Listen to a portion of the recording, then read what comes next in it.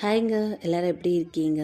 இன்றைக்கி நான் உங்ககிட்ட பேச போகிறது, நான் ஒரு பேட் மாம்.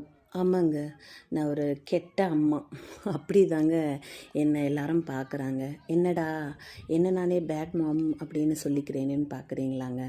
ஆமாங்க, நான் எப்போவுமே தம்பியை வந்து எவ்ரி சண்டே ஸ்கேட்டிங் கிளாஸ்க்கு கூட்டிகிட்டு போவேன்.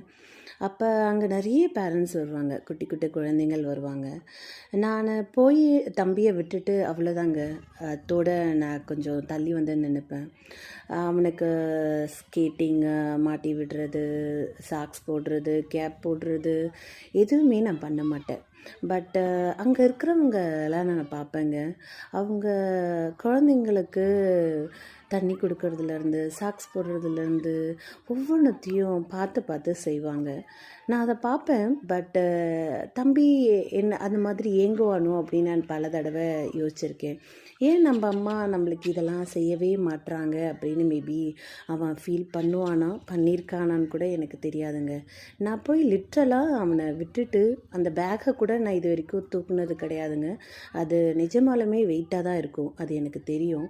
இருந்தாலுமே நான் ஒரு தடவை கூட அந்த பேக்கை கொடு அப்படின்னு நான் பையன்கிட்ட இருந்து வாங்கினதே கிடையாதுங்க. அதெல்லாம் பார்க்கும்போது நான் ஒரு பேட் மாமா அப்படின்னு அந்த பேரண்ட்ஸ் கண்டிப்பாக என்னை பார்த்து நினைப்பாங்களேங்க. என்னடா இது, குழந்தைய எடுத்துகிட்டு வந்து விட்டுட்டு இவங்க போய் இப்படி நிற்கிறாங்க, குழந்த பாட்டுட்டு அவங்க விஷயத்தை அவங்களே செஞ்சிட்ருக்காங்களே அப்படின்னு நிஜமாக அங்கே இருக்க பேரண்ட்ஸ் என்னை லிட்ரலாக திட்டி கூட செஞ்சுருப்பாங்கங்க. பட்டு அதெல்லாம் நான் மைண்டுக்கு எடுத்துக்க விரும்பலைங்க. என்னை பொறுத்த வரைக்கும் அவன் கஷ்டப்படுறான்னு எனக்கு தெரியுது. என் மைண்டுக்கு என்னோடய பேரண்டிங்லாம் ஒன்று தாங்க. இப்போ நான் அவனுக்கு நான் செஞ்சிட்றேன்னு வச்சுக்கோங்க.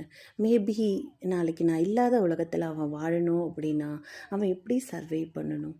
என்னை பொறுத்த வரைக்கும் என் பசங்க நான் இருந்தாலும் சரி இல்லைனாலும் சரி அவங்க தனியாக சர்வை பண்ண கற்றுக்கிட்டோன்னு நினைக்கிறேங்க. அவங்க யார்கிட்டேயும் போய் டிபெண்டடாக இருந்துடக்கூடாது அப்படின்னு நினைக்கிறேன். ஏன்னா டிபெண்ட்டாக இருந்துட்டோம் அப்படின்னா நம்மளாக வாழ முடியாது. அவங்களுக்கு ஏற்ற மாதிரி தாங்க நம்ம வாழணும். இப்படி இருக்கிறது தப்பு தான், பேட் மாம் தான் அப்படின்னு சொல்கிறாங்கன்னா ஓகேங்க, நான் பேட் மாமாவே இருந்துட்டு போகிறேன். ஏன்னா என் குழந்தைங்களுக்கு நல்ல அம்மாவாக இருக்கிறத விட அவங்களுக்கு லைஃப்பில் எப்படி வாழணும்னு கற்றுக் கொடுத்த ஏதோ ஒரு பர்சனாக இருந்துட்டு போகிறாங்க. இன்னி வரைக்கும் ஏன் குழந்தைங்கிட்ட இவ்வளோ ஸ்ட்ரிக்டாக நடந்துக்கிற அப்படின்னு எல்லார்கிட்டேயும் திட்டு வாங்கிட்டு இருக்க உங்களில் ஒருத்தி.